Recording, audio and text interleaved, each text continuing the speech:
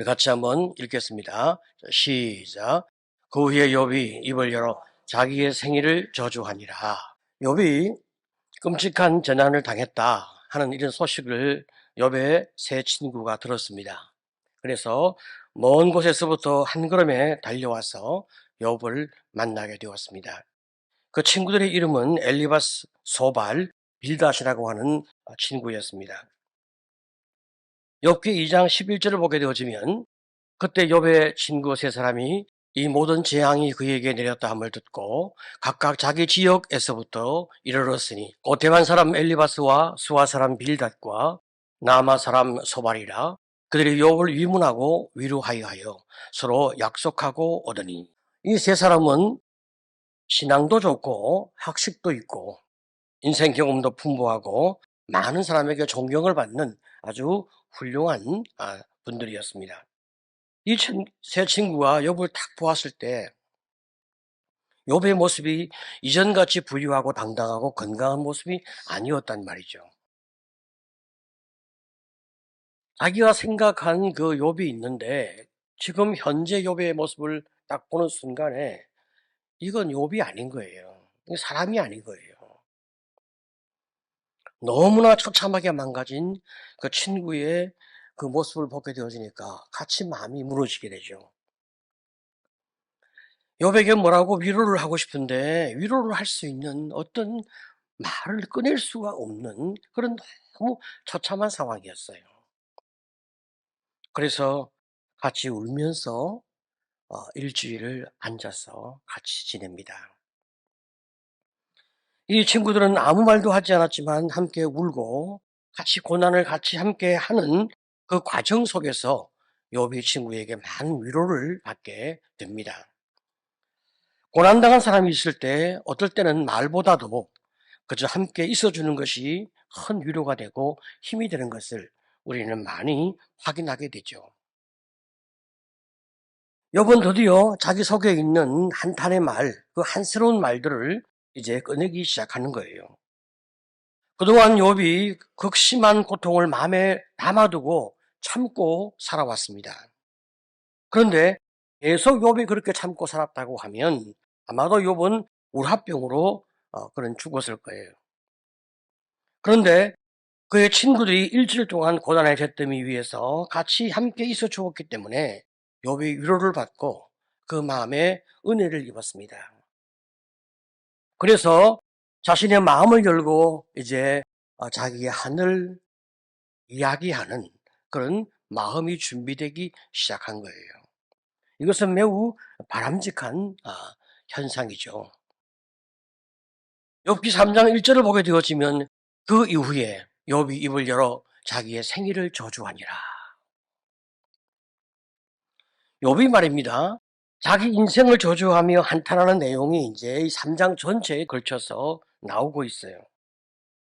욥은 직접 하나님을 원망하지는 않습니다. 그렇지만 자기 인생이 너무 힘들고 너무 괴로우니까 자기가 자기를 치는 그런 모습에서 간접적으로 하나님을 원망하는 그런 이제 말을 하게 되는 거죠. 내가 차라리 태어나지 않는 것이 좋았겠다. 이렇게 이제 자기를 치게 되어지면 결국은 그것은 태어나게 하신 하나님께 이제 원망하는 간접적 형식을 취하게 되는 거죠. 3장 3절을 보게 되어지면 내가 난날에 멸망하였더라면 산의 아이를 배웠다 하던 그 밤도 그러하였더라면 잉태되었다는 바로 그 순간 출생하는 바로 그 순간 내가 죽었다면 얼마나 좋았을까. 자신의 괴로움을 쏟기 시작하는 거예요. 3장 11절에서도 어찌하여 내가 태에서 죽어 나오지 아니하였던가. 어찌하여 내 어머니가 해산할 때에 내가 숨지지 아니하였던가. 욥은 재산을 다 잃었습니다. 자녀가 다 죽었습니다. 그리고 자기 육체에 극심한 병이 들어서 회복의 가능성이 전혀 보이지 않는 절망밖에 없습니다. 그런데 사랑하는 아내마저 자기를 버리고 떠났습니다.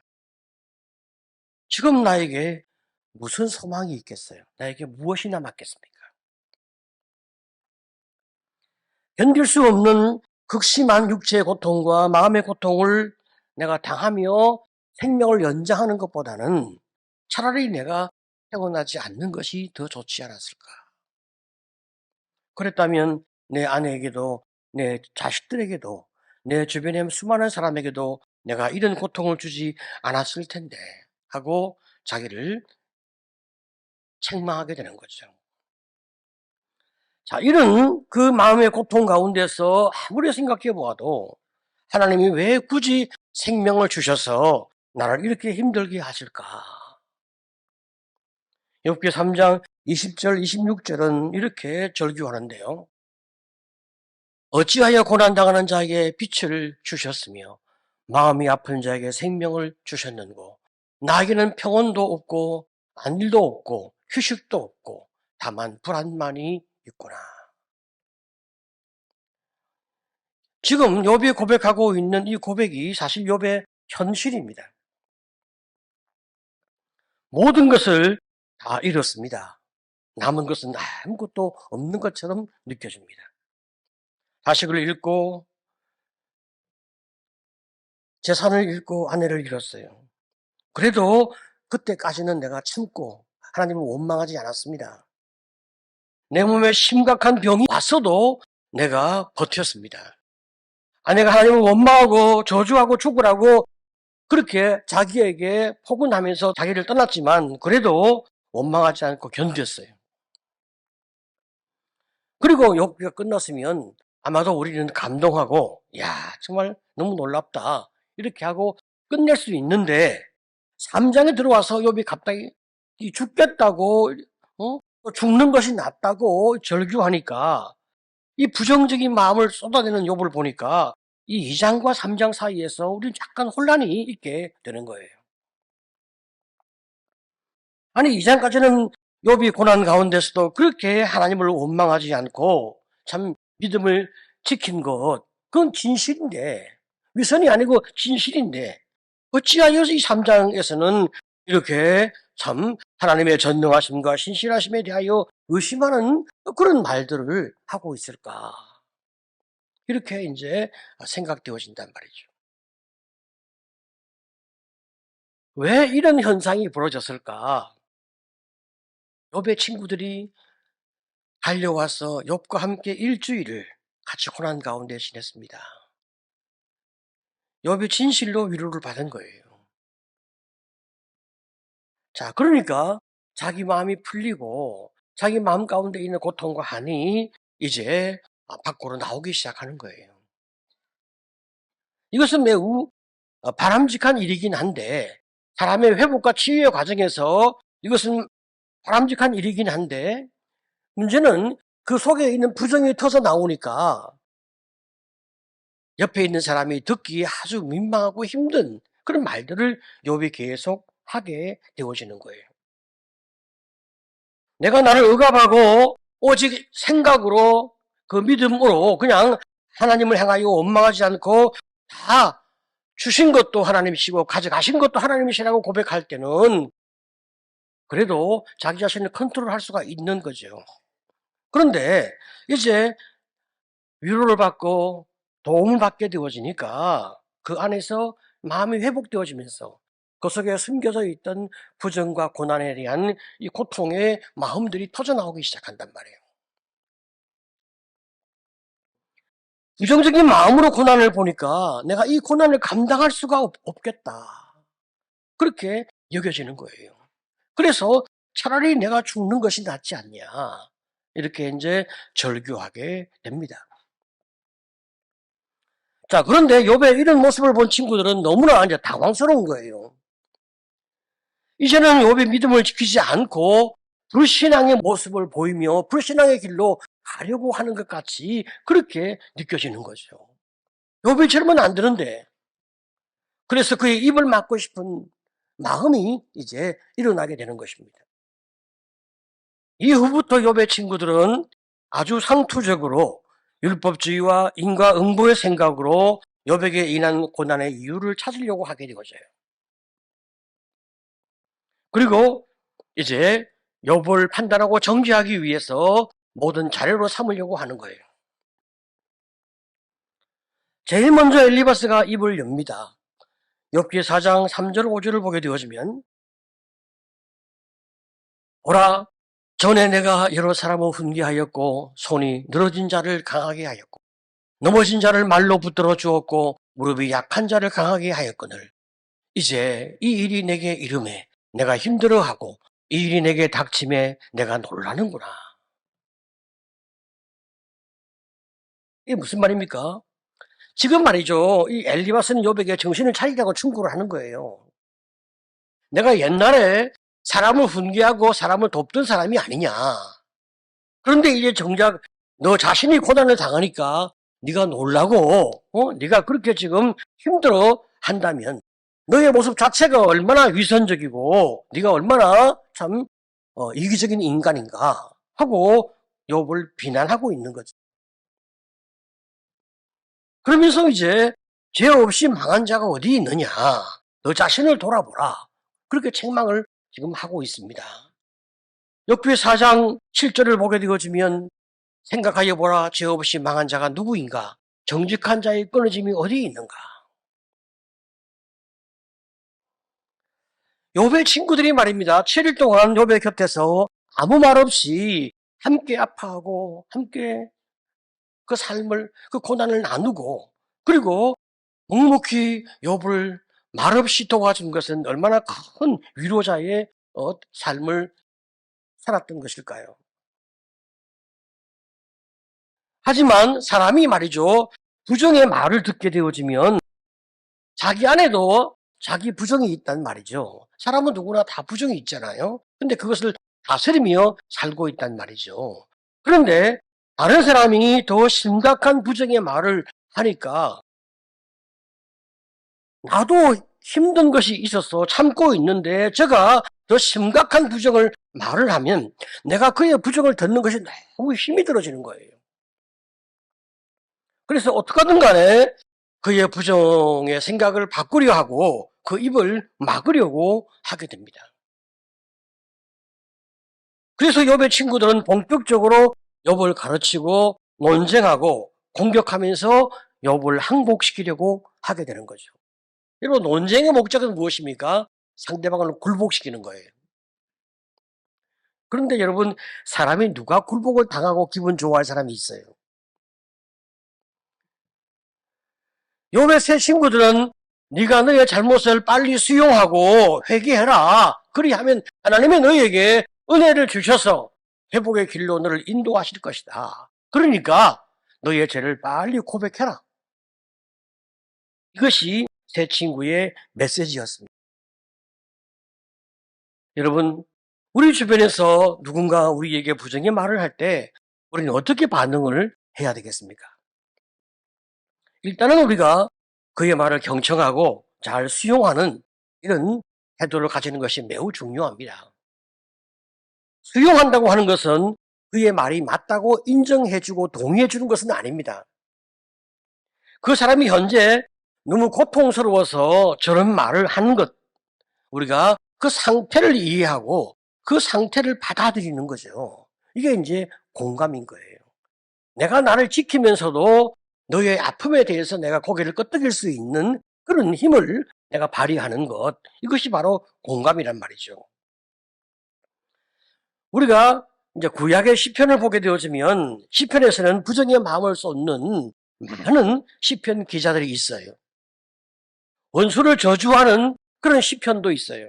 그 대표적인 시가 시편 109편인데요. 1절 이하를 보면 내가 찬양하는 하나님이여 잠잠하지 마소서. 그들이 악한 입과 거짓된 입을 열어 나를 치며 또 미워하는 말로 나를 누르고 까닭없이 나를 공격하였음이니이다.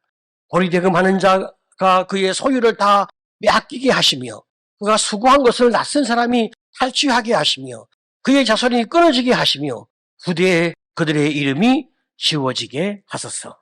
자손이 망하도록 이렇게 막 저주하는 거죠.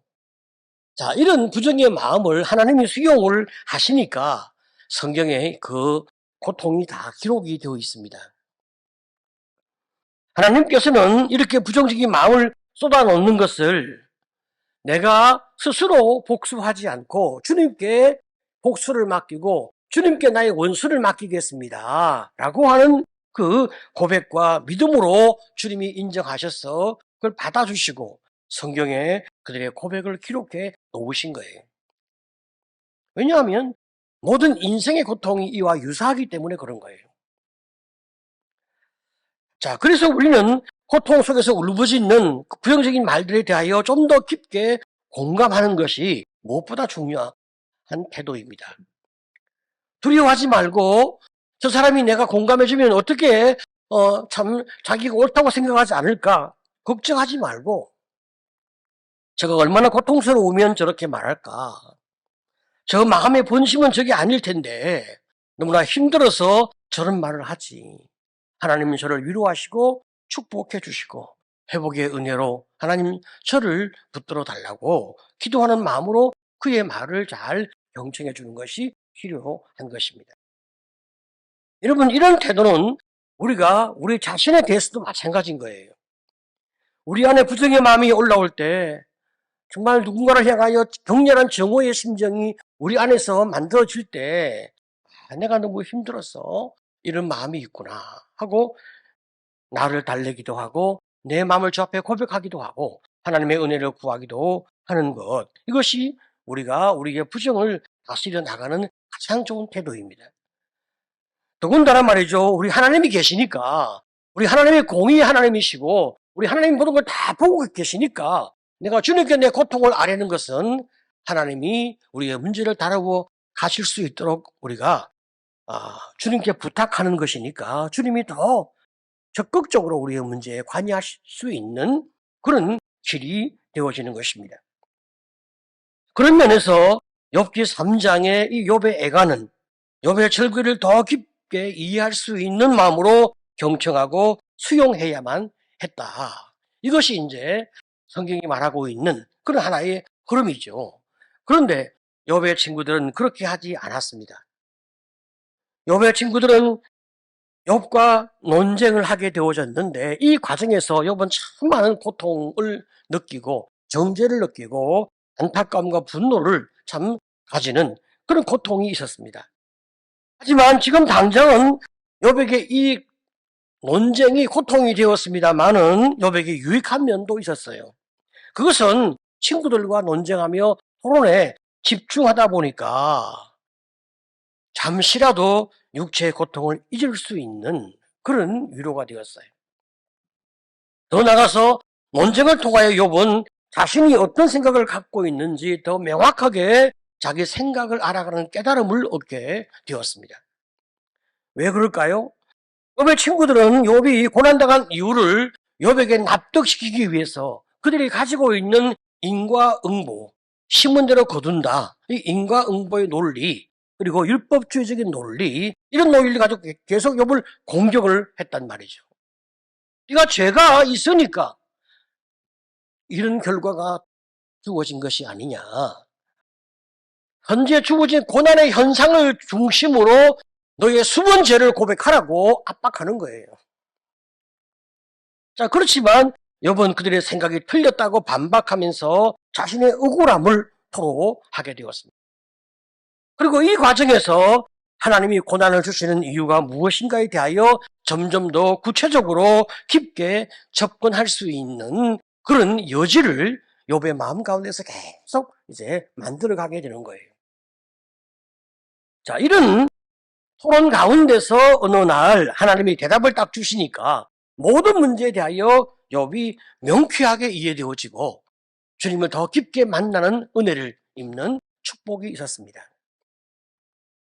그래서 이런 논쟁의 과정 이후에 하나님께 대답을 받게 되어지니까 욥의 모든 의문이 풀어지고 그는 크고 놀라우신 하나님, 영광스러운 하나님, 전능하신 하나님, 창조주 하나님을 만나며 그 앞에 머리를 숙이며 주님께 인생을 다 의탁할 수 있는 성숙한 믿음의 길로 그는 회복되었습니다. 여러분, 여러분의 삶의 고난은 무엇입니까?